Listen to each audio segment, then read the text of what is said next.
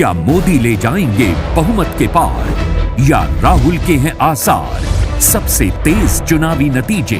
अब की बार किसकी सरकार? अब की बार किसकी सरकार? हर तरफ है चुनावी संग्राम। जी हां, नमस्कार, मैं प्रभाकर द्विवेदी और आप देख रहे हैं फास्ट न्यूज इंडिया का खास प्रोग्राम अब की बार किसकी सरकार। दर्शकों नमस्कार, आज हम बात करेंगे हिमाचल प्रदेश के मंडी लोकसभा सीट की, जहां माता पिता के बाद अब बेटा संभालेगा मंडी की कर्मभूमि। पहले चुनाव में पिता को मिली थी जीत, लेकिन मां को मिली थी हार।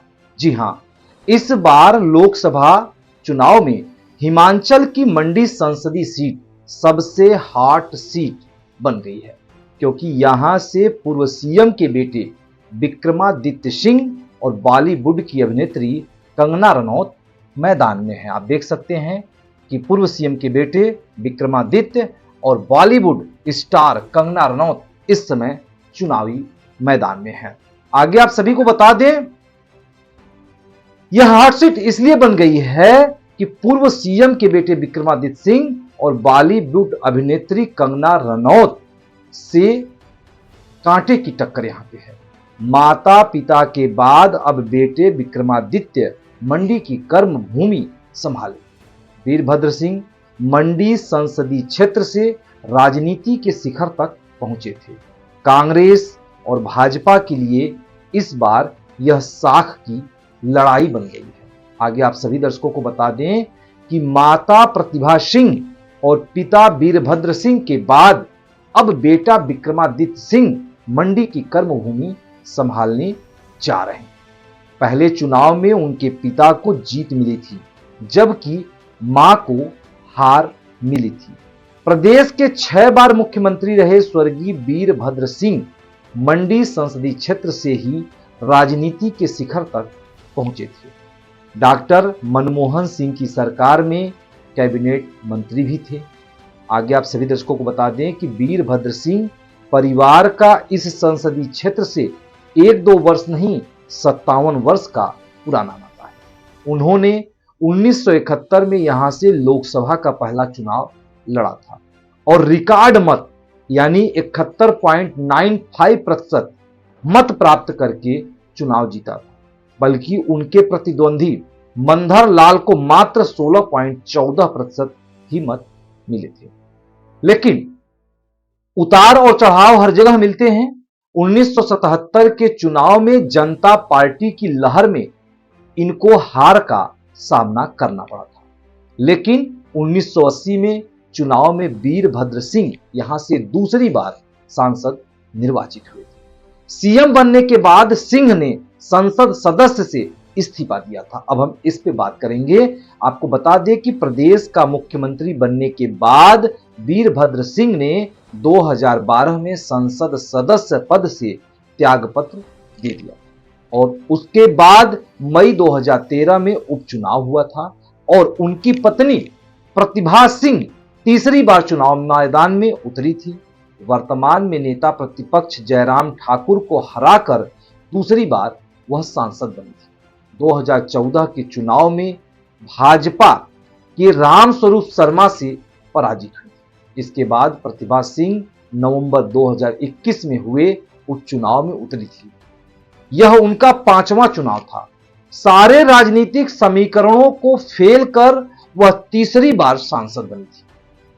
इस संसदीय क्षेत्र में वीरभद्र और प्रतिभा सिंह ने कुल 9 बार चुनाव लड़े थे। 6 बार विजयी रहे और 3 बार उनको हार का सामना करना पड़ा था। लेकिन अब इसी संसदीय क्षेत्र से बेटे विक्रमादित्य सिंह का मुकाबला भाजपा की प्रत्याशी कंगना रनौत से है।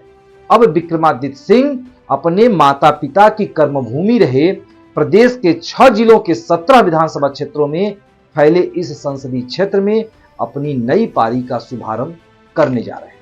उनका मुकाबला भाजपा की कंगना रनौत से होगा। लोक निर्माण मंत्री विक्रमादित्य सिंह ने कहा कि मंडी संसदीय सीट से भाजपा प्रत्याशी कंगना रनौत खुद को हिमाचल की बेटी बता रही। जैसा कि चुनाव में जुबानी जंग भी जारी है, तो जुमानी जंग में विक्रमादित्य सिंह ने कहा कि भाजपा की प्रत्याशी कंगना रनौत खुद को हिमाचल की बेटी बता रही हैं।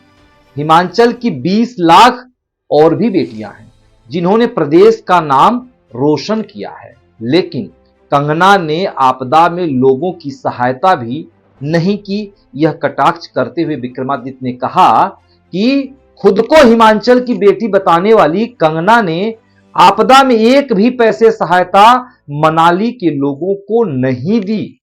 कभी उन्होंने सर्वर डाउन और कभी पैसे ट्रांसफर न होने के बहाने लगाती रहीं। विक्रमादित्य सिंह ने कहा कि उनके परिवार को किसी के प्रमाण पत्र की आवश्यकता नहीं है। उन्होंने आगे यह भी कहा कि मेरे पिताजी 6 बार मुख्यमंत्री रहे हैं, और आगे उन्होंने कहा कि कंगना ने एनडीए का किया है अपमान। उन्होंने आरोप लगाते हुए कहा कि कंगना ने एनडीए का अपमान किया है, और कैसे अपमान किया है अब इसको बताने जा रहे हैं हम आप सभी दर्शकों को। कंगना ने कांग्रेस की पूर्व सरकारों के साथ ही एनडीए के पूर्व वाजपेयी सरकार का भी अपमान किया है। उन्होंने कहा कि देश को 2014 के बाद ही आजादी या 2014 के बाद ही आजाद माना जा सकता है।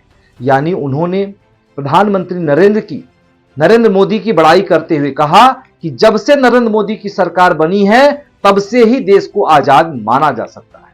तो उन्होंने कटाक्ष करते हुए कहा कि क्या इसके पहले देश गुलाम थी, क्या इसके पहले वाजपेयी की सरकार नहीं थी। तो इस तरह की जुबानी जंग जारी है। इस पर आरएसएस और भाजपा के वरिष्ठ नेताओं को चिंतन करने की आवश्यकता है और कंगना रनौत के ऊपर कार्रवाई करनी चाहिए। आगे विक्रमादित्य ने कहा कि कंगना रनौत को होमवर्क करना चाहिए। बड़ी बड़ी बातें करने से चुनाव नहीं लड़े जाते हैं, उसके लिए धरातल पर काम करना पड़ता है। कंगना ने होमवर्क सही से नहीं किया है।